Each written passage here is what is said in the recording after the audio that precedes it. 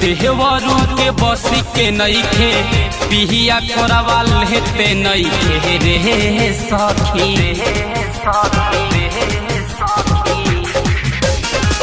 देहवरू के बसी के नइखे पिहिया कोरावा लेते नइखे रे सखी। का कहिए सखी सया से कुछ होते नइखे। का कहिए सखी भतर बोलले तो नइखे।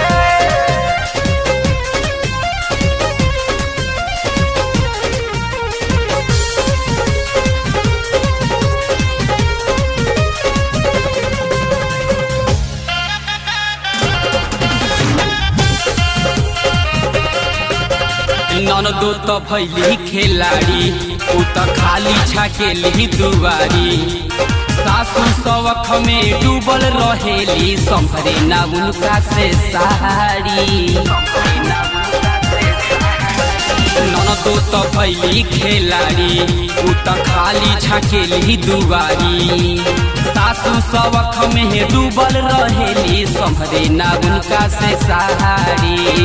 ससुर कुछ कहते नइखे भसुर घर में आवत नइखे रे सखी।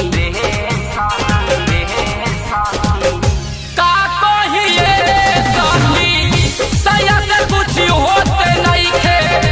का कहिए सखी भतर बोलले तो नइखे।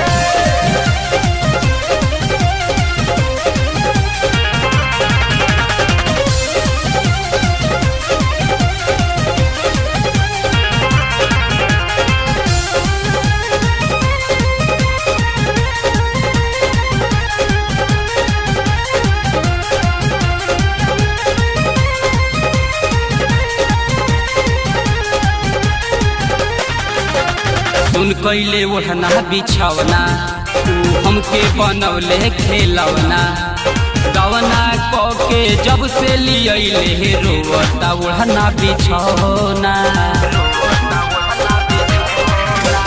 सुन कैले ओढ़ना बिछौना उ तो हमके बनौले खेलौना। गवना के जब से लियले रोता ओढ़ना बिछौना।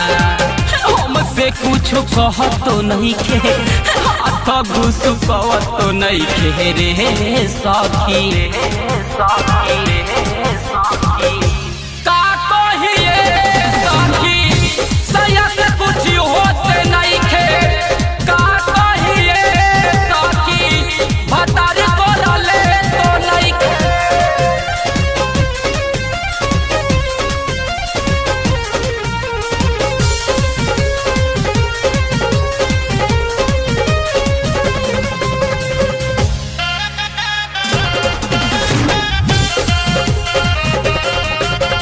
कितना ले सही विपतिया अरे सखिया जवाली रतिया।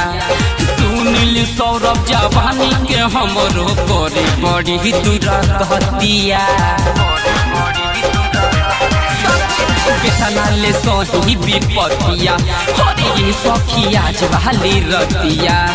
सुनिल सौरभ कही दिले बड़े मोहर दुर्गतिया। देहवरू मुलायम अभी से जी परी अवत नहीं रे सखी।